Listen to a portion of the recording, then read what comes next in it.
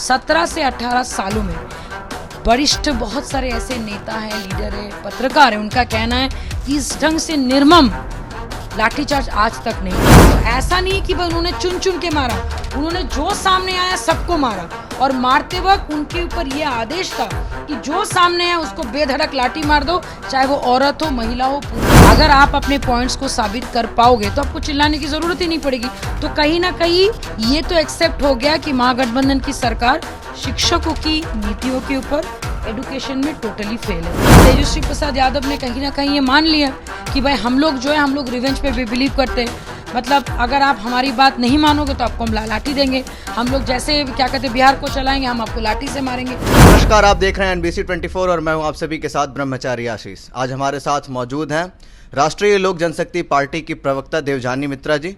उनसे बात करते हैं मैम, 13 जुलाई को जो घटना हुई जिसमें बीजेपी के तमाम विधायक नेता चिल्लाते रहे हम विधायक हैं, कार्यकर्ता उन्हें मारा गया, तो उसके ऊपर क्या कहेंगे आप? देखिए, सबसे शर्म की बात है कि बिहार में लाठीचार्ज, चाहे वो शिक्षकों के ऊपर हो, चाहे विधायकों के ऊपर हो, ये लगता है कि इनकी बिहार की अभी जो सत्ता पार्टी में जो लोग हैं, महागठबंधन की आम सी बात हो गई, कुछ नहीं हो तो भाई डंडे चला दो। मतलब इसको कहते हैं कि एक बल का प्रयोग करना। और बल का प्रयोग आप कब करते हो? जब आप गलत होते हो, जब आप अपने पॉइंट्स को साबित नहीं कर पाते हो। अगर आप अपने पॉइंट्स को साबित कर पाओगे तो आपको चिल्लाने की जरूरत ही नहीं पड़ेगी। तो कहीं ना कहीं ये तो एक्सेप्ट हो गया कि महागठबंधन की सरकार शिक्षकों की नीतियों के ऊपर, एडुकेशन में टोटली फेल है। आप आते हैं लाठीचार्ज के ऊपर। 17 से 18 सालों में वरिष्ठ बहुत सारे ऐसे नेता हैं, लीडर हैं, पत्रकार हैं, उनका कहना है कि इस ढंग से निर्मम लाठीचार्ज आज तक नहीं हुआ।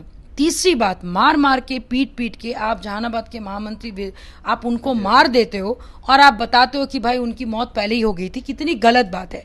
और ऊपर से उन्हीं के ऊपर जांच होना चाहिए। जांच किया भाई, सामने ये है, आपका सीसीटीवी फुटेज है, प्रूफ है कि उनको आप सोचिए कि हो सकता है कि भाई आपने एक लाठी मारा, उस वक्त उनको हार्ट अटैक आ गया क्योंकि गर्मी भी बहुत है। तो इस चीज की जिम्मेदारी तो आपको लेनी होगी। दूसरे पर सम्राट चौधरी को भी मारा गया बुरी तरीके से, उनको भी 3-4 चोटें आई। उसके बाद पृथ्वी माली जी बोल के और एक लीडर है, उनको तो ऐसे मारा गया कि उनका पूरा मुंह यहां से यहां तक फट गया। तो ऐसा नहीं कि भाई उन्होंने चुन चुन के मारा, उन्होंने जो सामने आया सबको मारा और मारते वक्त उनके ऊपर यह आदेश था कि जो सामने है उसको बेधड़क लाठी मार दो, चाहे वो औरत हो, महिला हो, पुरुष हो, बच्चे हो। और बहुत सारी महिलाओं की भी बहुत जगह पे चोट लगी है जो कहीं से भी सही नहीं है। ये लोकतंत्र की हत्या के साथ साथ मैं तो बोलूंगी ये बिहार के लिए बहुत बड़ा ब्लैक डे है। एक ब्लैक डे था जिस दिन आपके शिक्षकों को मारा गया था पकड़ कर, और दूसरा मैंने आए दिन अगर देखा जाए तो every day has to be a black day of Bihar, जब तक कि महागठबंधन की सरकार अपने ये सब अराजकताओं के सामने घुटने ना टेक दे। तो कहीं ना कहीं हम सबका ये मानना है कि अभी का जो समय है बिहार का, ये सबसे खराब समय है पिछले 30 सालों में अगर मैं बोलूंगी तो। देवजानी जी, आरजेडी जो है वो याद दिला रही थी 2022 में जो 23 मार्च को घटना हुई थी, उस समय भी मारा गया था।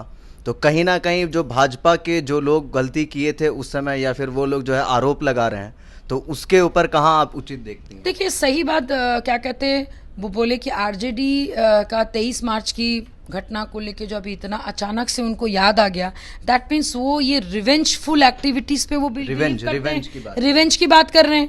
तो मतलब तेजस्वी प्रसाद यादव ने कहीं ना कहीं ये मान लिया कि भाई हम लोग जो है, हम लोग रिवेंज पे भी बिलीव करते हैं।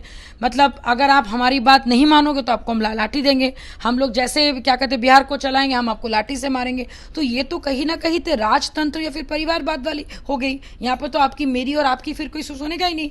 इमेजिन कीजिए, अभी इलेक्शन आया नहीं, जस्ट बिकॉज हमारे ऑनरेबल सीएम की गलती के वजह से महागठबंधन सरकार अचानक से आ गया।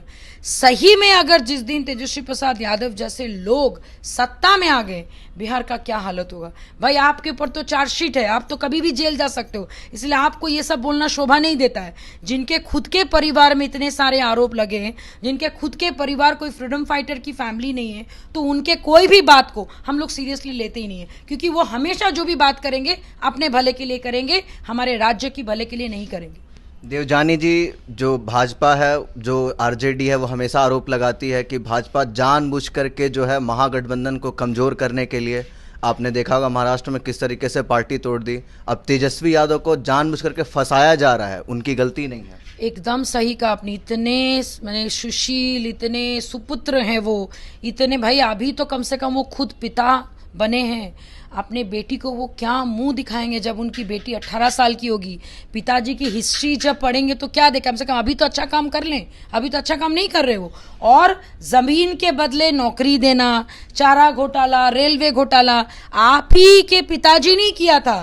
तो आपके पिताजी ने जब किया था आप कोई बच्चे नहीं थे, आप सारा चीज सामने देखे थे। एक नाबालिग को इतना भयंकर आपका क्या कहते हैं मोबाइल, उसके बाद बड़ा सा बाइक कहाँ से मिलता, हम लोग को तो नहीं मिला आज तक।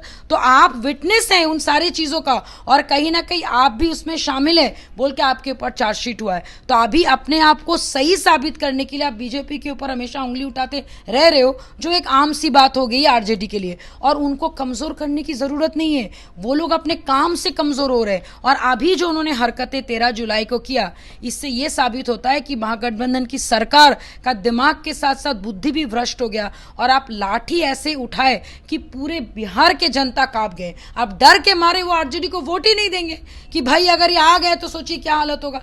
तो ये गुड न्यूज़ है, ये गुड न्यूज़ है कि कुछ लोगों के ऊपर लाठीचार्ज हुआ, जैसे अंग्रेज़ों के टाइम में हुआ करता था कि भाई भगाओ हमारे भारत से, और हमारे जितने भी आंदोलनकारी ऐसा मार खाते थे, वही हालत उन्होंने रिपीट किया। तो एक समय था अंग्रेज़ भगाओ, और अभी है डाउन डाउन विथ महागठबंधन की सरकार। मैं तो चिल्ला के ही बोलूंगी कि डाउन डाउन विथ महागठबंधन की सरकार। उनको जब तक नहीं हटाएंगे बिहार का भला नहीं होगा। देवजानी जी, आखिरी सवाल होगा, बात महागठबंधन की है। कल जो है बेंगलुरु में जो है बैठक होने वाली है, तो क्या लगता है कि पैट्रियोटिक डेमोक्रेटिक अलायंस सफल होगा? आई डोंट थिंक सो, क्योंकि ऑलरेडी यहाँ पे जब सारे राज्यों के सीएम आए थे, आपने देखा होगा कि उसमें आपके केजरीवाल जी नाराज़ होकर चले गए थे। फिर वहाँ पे ममता बनर्जी जाते साथ ही क्लियर किए थे कि भाई कांग्रेस के तरफ से तो हम उनको सपोर्ट नहीं करेंगे, क्योंकि हमेशा उनको सीपीआईएम सपोर्ट करते रहते। तो इनके अंदर में आपस में तो फूट डली गई थी। उसके बाद नेल इन द कॉफिन अगर किसी ने किया है तो शरद पवार के भगवती जी ने किया। तो कहीं ना कहीं तो 50% तो कमर उनकी टूट ही गई। अभी दोबारा झुंड बना के मिल रहे हैं, और वो भी किन के खिलाफ, वन वर्सेस ऑल। तो भैया जब वन वर्सेस ऑल है आशीष, इमेजिन करो ताकत कितनी बड़ी है मोदी जी की, कितना ज़्यादा लोग चाहते हैं। और जब धर्म और अधर्म के बीच में लड़ाई होती है, नारायणी के अंदर में आपस में तो फूट डली गई थी। उसके बाद नेल इन द कॉफिन अगर किसी ने किया है तो शरद पवार के भगवती जी ने किया। तो कहीं ना कहीं तो 50% तो कमर उनकी टूट ही गई। अभी दोबारा झुंड बना के मिल रहे हैं, और वो भी किन के खिलाफ, वन वर्सेस ऑल। तो भैया जब वन वर्सेस ऑल है आशीष, इमेजिन करो ताकत कितनी बड़ी है मोदी जी की, कितना ज़्यादा लोग चाहते हैं। और जब धर्म और अधर्म के बीच में लड़ाई होती है, नारायणी सेना कितना भी रख लो आशीष, कृष्ण जिसके साथ होगा वही जीतेगा। एंड सॉरी टू से फॉर महागठबंधन की सरकार, इस बार जो है कृष्ण जो है वो हमारे मोदी जी के साथ है। तो सुना आपने देवजानी मित्रा को, किस तरीके से वो कह रही थी कि 13 जुलाई को जो है ब्लैक डे घोषित कर देना चाहिए, मार करके पीटा गया। उसी के साथ साथ विजय सिंह की जो हत्या हुई उसको लेकर के जांच होनी चाहिए। जब महागठबंधन पे सवाल पूछे गए पीडीए सफल होगी कि नहीं, तो उन्होंने कहा कि अब की बार कृष्ण जो हैं वो स्वयं जो है भाजपा के साथ हैं, एनडीए के साथ हैं। तो कहीं ना कहीं विपक्ष की जो ये चाल है कि एक साथ आ करके हम लोग कहीं ना कहीं जनता को मूर्ख बना देंगे, तो वो कहीं भी सफल नहीं होने जा रही है। बने रहिए तमाम अपडेट्स के साथ NBC 24 पर। धन्यवाद।